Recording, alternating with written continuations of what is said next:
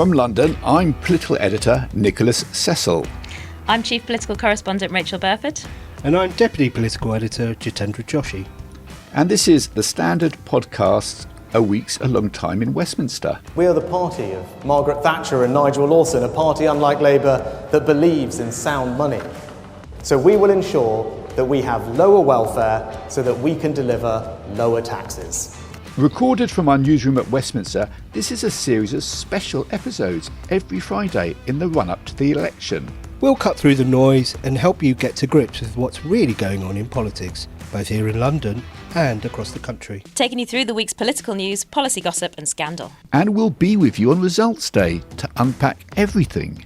I don't believe it's fair to raise taxes on working people when they're already paying this much, particularly in a cost of living crisis. So let me spell it out. We will not raise income tax. We will not raise national insurance. We will not raise VAT. That is a manifesto commitment.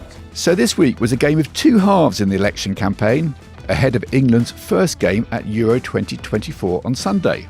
At the start of the week, it was the Tories with their manifesto, but they do so badly in the polls, it was like they were starting the game 5-0 down. The second half of the week was Labour's manifesto, and for Sir Keir Starmer, it's the opposite. He's a huge football fan, and he knows he'll be in number 10 in just 3 weeks' time unless his party scores a string of spectacular own goals. So, to start the show, let's kick off with the Tories.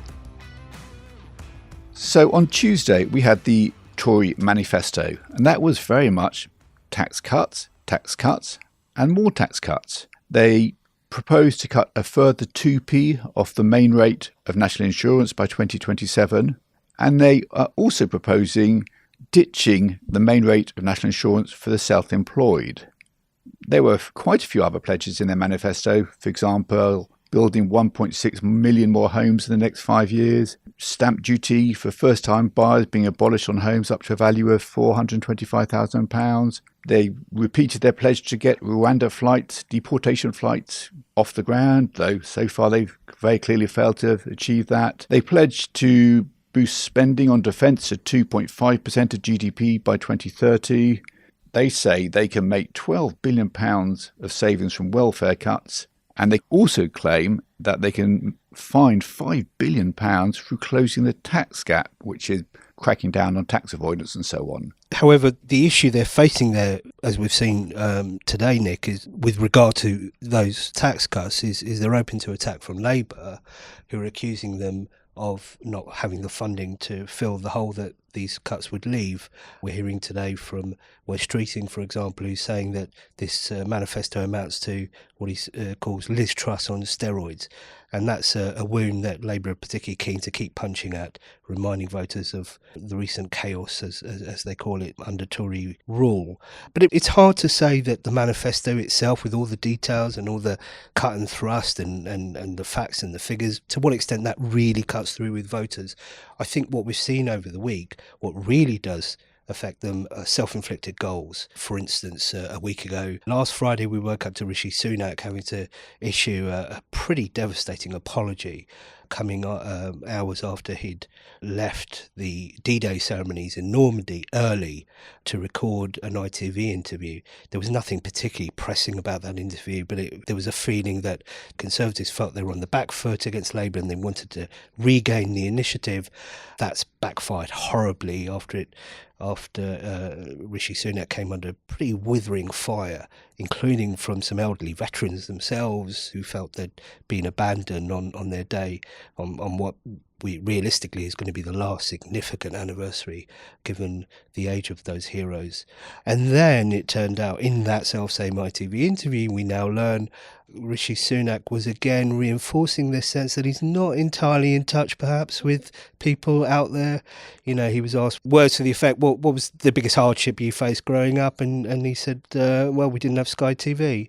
And I think for people like the woman who kicked off the first ITV debate between Rishi Sunak and Keir Starmer, she explained in pretty upsetting detail how badly the cost of living crisis has affected her, and lots of families up and down the country are going to relate to stories like that. So to hear a multi-millionaire who's already being accused of being out of touch and just failing to understand what people are going through, to hear that that's the worst he can come up with, well, that doesn't really help, does it? Yeah, the Tories are definitely obsessed with tax cuts. And really that's because it's kind of the only thing they've got that they can sort of latch onto in this campaign, because they've been in power for 14 years. Immigration is at record highs, NHS waiting lists are at record highs. It's very hard for them to come out and say, well, we'll sort this out, when they've been in charge of sorting it out for over a decade. So, they're going in on tax cuts, and this sort of reputation that they previously had being the party of fiscal responsibility, but they're really sort of losing that. I mean, after, the disaster that was Liz Truss and Rishi Sunak's complete inability to sort of pull that back, I think all they've got now is him to go out and say, well, we'll cut your tax. We'll give you a few extra pennies in your pay packet. But there are people facing, obviously, massive mortgage hikes, huge food bills, huge energy bills. So it's a big problem for them. And, I don't think there's anything that Rishi Sunak can actually do now to convince people that, yes, I want to vote Tory at this election, because I think they are the ones that are going to be able to sort the country out. The Conservatives always had a sort of base of general voters, people that go out and vote for the party every time because they do like low taxes, they do think they are the party of fiscal responsibility. But now you've got, I think, moderate Tory voters who think this lot are too right-wing. You've got right-wing Tory voters who think this lot are too left-wing. And you've got the practical Tories who just think they're useless. So it's hard to see who's actually going to come out and vote for them at this election. Just sticking on tax for a bit longer, because that was the first blow struck by either of the leaders in that the first TV debate that we had between Rishi Sunak and Keir Starmer. So the Prime Minister came out with this line that if you elect a Labour government, you'll get hit with a £2,000 tax bill. So that's £2,000 per household. Keir Starmer, quite surprisingly, failed to have a proper answer to that. And that was seen as really quite a Tory success to have landed an early blow on the Labour leader, who, on the core issue of tax, seemed to be stumped. Well, this is where it gets really fascinating, because this £2,000 figure started to unravel quite quickly. So first, the Treasury, which compiled some figures which went into the Tory calculations, the Treasury, the most senior civil servant in the Treasury, distanced himself from some of these figures. Then we had independent fact-checkers being really quite critical about it. And then we had the UK Statistics Authority pointing out that this £2,000 figure is a figure over 4 years, and ministers, Tory candidates and so on, they're really not making that clear. So voters are being left with the impression that that's £2,000 a year. Now, you'd have thought maybe that the Conservatives would pull back a bit then, because they thought, well, actually, maybe this is getting a bit of tricky territory for us. But actually, it's the opposite. They've doubled down on this claim. So they keep on repeating it. Labour will tax you more. It'll be £2,000 more tax, even though this figure is looking increasingly doubtful. And it did lead, though, arguably to Rishi Sunak's D-Day blunder. So the day after that debate, the day after the Prime Minister made that pretty questionable claim, Labour were hitting him from every quarter, saying, you're a liar. Those were their words. The Tories are lying, you can't trust them. All day long, where was Rishi? He was in Portsmouth and then in Normandy, feeling like he couldn't punch back. Eventually, when he did hit back, well, we saw what happened. It really, really unravelled very quickly because he'd left D-Day early. So there was a conspiracy theory doing the rounds that actually Labour, this was all a cunning ruse. Keir Starmer let him make that false attack, as they saw it, during the debate in order to pummel them the next day. I think that's a bit of a stretch. These things tend to be more cock-up than conspiracy. But in terms of who won the narrative over those days and since, because this week, again, Rishi Sunak's forced to apologise in every TV appearance. This D-Day thing just won't go away. And that is really the sort of thing that voters do remember. Well, these are very much like the headline battleground engagements, but there's also a lot happening at the local level in London and other places. I think, Rachel, you've got some details of that, haven't you? Yeah, so I've been out and about in a few seats in London this week and last week. Obviously, with this being manifesto week, there haven't been as many visits, but last week there was certainly, some ministers out keen to get people out on the ground and be seen campaigning. I went to Sutton and Cheam, which is a seat that the Tories currently hold, but is under threat from the Lib Dems, basically. The Lib Dems have got it at the top of their target list, pretty much. The Tory candidate there, Tom Drummond, was pretty keen to talk about potholes and how Sutton Lib Dem Council is useless at filling in potholes. And we got all taken out to this sort of deepest, darkest Sutton, to this road, and James Cleverly, the Home Secretary, came along as well to campaign with the Tory candidate. And unfortunately, though, Sutton Council, I'm sure they would deny they got wind of this visit, but the council were filling in the potholes as we were there. So all we had was sort of James Cleverly stood in front of some council diggers, and they were pretty unable to sort of go on about how terrible the Lib Dems are at filling in potholes and how you definitely shouldn't vote for them. So it was quite amusing. But obviously, James Cleverly was, still did his bits to camera, and he would talk to us about crime in London and things like that. And they were obviously using Sadiq Khan still as a bit of a punching bag. Everything is his fault. It's Labour's fault. This is what the city is like under Labour. This is what will happen. So it was a sort of missed opportunity on the potholes, but a thing where they could go on about crime a bit.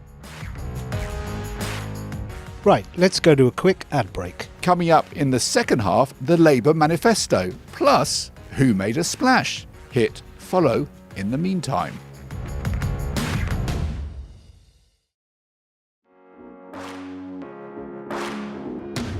Welcome back to a week's A Long Time in Westminster. So Labour's manifesto, it was very much Sir Keir Starmer trying to win over Middle England. He was saying we will be pro-business, pro-workers, we will focus on getting economic growth. That's the core of our strategy, he was saying, and that we're now a party of wealth creation, which was a million miles from the Jeremy Corbyn years. The problem with Labour's new strategy is that it's very, very heavily dependent on getting healthy economic growth back in Britain. And we've had the COVID pandemic, we've had the Putin's war in Ukraine, and then we've had the political turmoil, economic turmoil as well of recent years, particularly under the Liz Truss administration. So if you're banking on getting healthy economic growth going and you don't get it, what do you do to pay for your public services, for your 40,000 more appointments to get the NHS backlog down, to pay for your 6,500 more teachers? So without healthy economic growth, you've got two options. So you either go for tax rises or you go for borrowing. And when it comes to tax rises, so Sir Keir was very keen to rule out a number of tax rises or potential tax rises. So he said there'd be no income tax rise, no national insurance tax rise, and no VAT rise. But he wasn't so clear about, for example, capital gains tax. And there are a number of tax rises. They're less controversial than the main ones, but still quite controversial, that Labour are already proceeding with, including putting VAT on private school fees, ending the non-dom status, that obviously benefits the very wealthy, and closing loopholes in the windfall tax on oil and gas giants. So they're saying we can get all the money for what we need to do and a few other things, but there's still a big question over that. There's obviously been a lot of column inches dedicated to this VAT on private school fees that probably more than it warrants, to be honest. I don't think the general public care about it. The very small number of people that actually go to private school obviously do. Obviously, Rishi Sunak did go to a private school and has been very anti it, saying it's anti-aspirational, but no, it's not working at all. People are feeling we've got no aspiration other than just paying the bills and getting through the week and the month. And if you have a spare £30,000 a year for private school fees, if you're trying to plead poverty in the current economic climate, I think the sympathy is limited from normal people. That is a battle that Labour are very happy to have. Where the Tories have been pushing back, they think more effectively perhaps, is looking at exactly what you were saying there, Nick, about where's the money coming from. If we don't turbocharge the economy with this elusive growth that every single government that's ever been wants growth, well, what happens if you don't get it? The Tories today are alleging that Labour have got 18 tax rises in the works. This is basically because every time they ask a Labour person, are you going to do this? Unless they say absolutely not, they'll say, you're not ruling it out. So they've totted up the number of times that's happened. They've come to 18.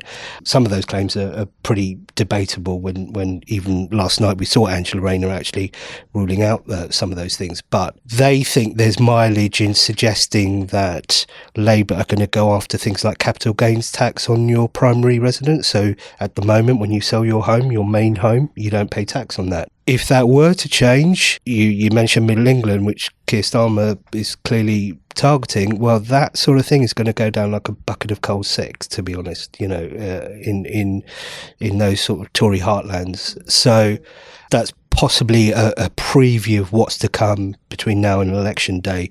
In Labour's defence, or at least to put their point of view across, where is the growth coming from? Well, they're saying they've got various ways of unlocking that growth that the Tories have actively been blocking, such as planning restrictions to unleash new home building, get people off waiting lists, bring down property prices and rentals in particular, which are just taking up so much more of everyone's income at the moment.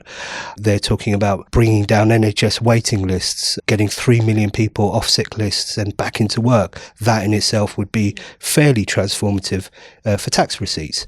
Well, actually, one thing which we haven't mentioned yet, actually, is Nigel Farage. This is really quite interesting. So Nigel Farage, having said he was off to America basically to help Donald Trump, suddenly just turned to change his mind and became leader of Reform UK. They've surged in the polls. They're causing all sorts of problems for the Tories. But at the same time this week, we've had some research out showing trust in politics plummeting. And the reason for this is quite interesting, that it is Leave voters who were basically promised the earth during the 2016 referendum, tied to border controls, economic prosperity. And surprise, surprise, this miracle world that they were promised hasn't materialised. But at the same time, the man who made all these promises, Nigel Farage, he's soaring in the polls. So it's really very counterintuitive that the man who basically told what a lot of people would say a pack of untruths for the 2016 referendum is suddenly now back as a popular politician. Well, he can distance himself from all those promises, which were really made by Boris Johnson, because Nigel Farage was never in government. He was never even an MP. He failed 7 times to become an MP. This is his 8th attempt in Clacton.